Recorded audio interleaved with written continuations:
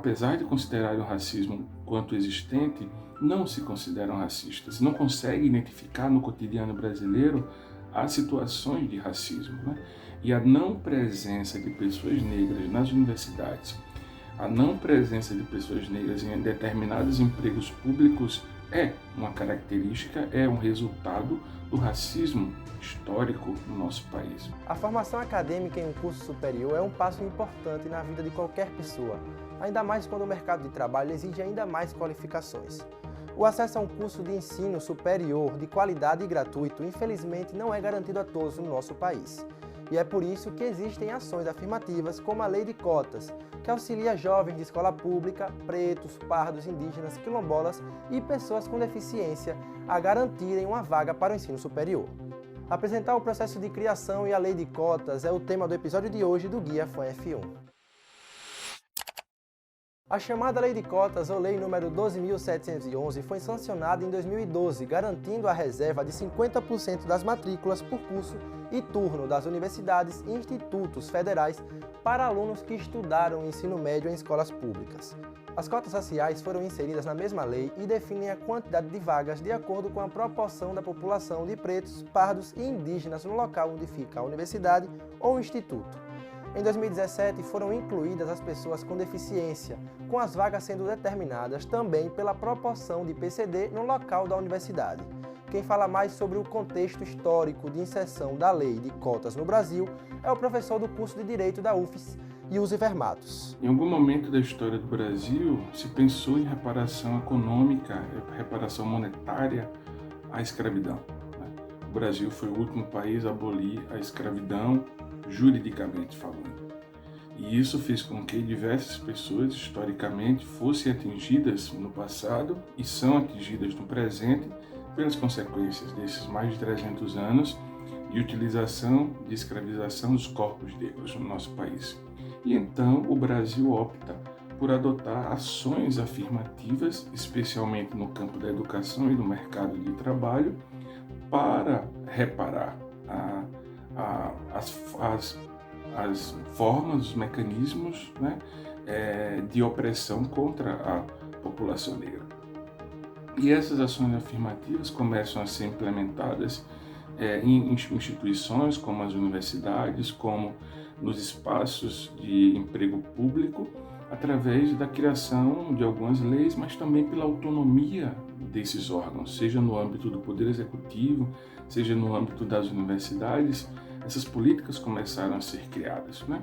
E se confirmaram através de leis, né? A Lei 12.711, a Lei 12.990, que tornaram reais, no âmbito jurídico, as cotas no mercado de trabalho e nas universidades e foram confirmadas constitucionais pelo Supremo Tribunal Federal, né? Nesta semana, o presidente Lula sancionou o texto que atualiza a lei de cotas, dando ainda mais oportunidade a grupos sociais historicamente excluídos. Foram incluídas mudanças no mecanismo de ingresso de cotistas ao ensino superior, ajuste de critério de renda para reserva de vagas e inclusão de estudantes quilombolas. Segundo dados do Instituto Brasileiro de Geografia e Estatística, o IBGE, entre 2010 e 2019, houve aumento de quase 400% no número de alunos pretos e pardos nas instituições de ensino. E hoje, com a implementação de ações afirmativas na lei há mais de 10 anos, mas em algumas universidades, por exemplo, há mais de 20, como é o caso da UNEB na Bahia e da UERJ no Rio de Janeiro, a gente tem resultados muito positivos. As universidades ganharam em diversidade, as universidades ganharam em inserção social, né?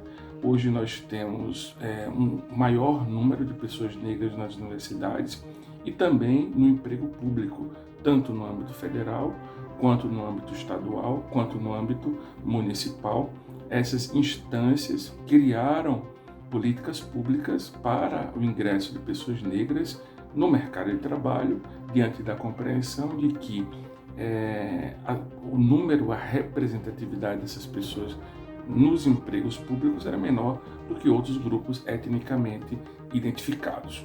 Apesar de ser uma política pública positiva, o sistema de cotas apresenta alguns problemas, como fraudes no ingresso de alguns estudantes e falhas nas comissões ou bancas de heteroidentificação. as universidades, as instituições públicas ainda hoje aplicam de forma incorreta, de forma equivocada e muitas vezes sem o devido cumprimento da legislação e da interpretação do Supremo Tribunal Federal, as leis que estão aí há uma década, né, sendo implementadas. Então nós temos ainda, infelizmente, um acúmulo de não aplicabilidade de forma efetiva e plena dessas duas leis que eu acabei de falar, de cotas no serviço público e de cotas nas universidades.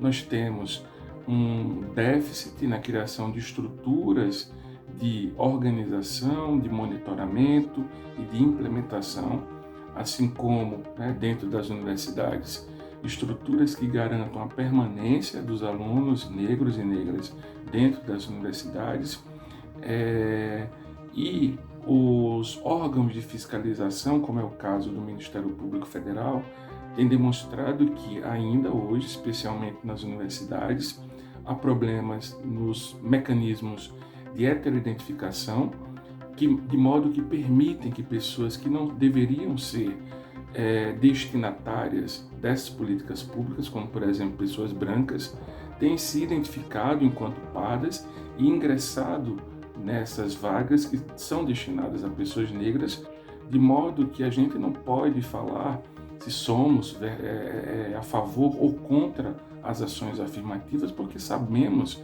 da sua importância em um país desigual de diversos aspectos, em gênero, raça, cor, complexão física, geracionalmente, como é o Brasil, né? O que nós devemos identificar é quais políticas de ações afirmativas ainda precisamos implementar para atingir o máximo possível de pessoas. Então nós temos pessoas egressas do sistema prisional, nós temos pessoas que catam material reciclável, nós temos pessoas do meio rural, pessoas que se beneficiam de políticas públicas no sistema de serviço social, como CRAS e CRES, que deveriam também ser destinatários de ações afirmativas, tanto nas universidades quanto no mercado de trabalho. E aí, deu para entender? O programa de hoje termina por aqui. Para saber mais sobre o tema e ficar informado sobre tudo o que acontece no estado, no país e no mundo, fique ligadinho aqui no nosso Instagram, @portalfanf1 e no site fanf1.com.br. Até a próxima!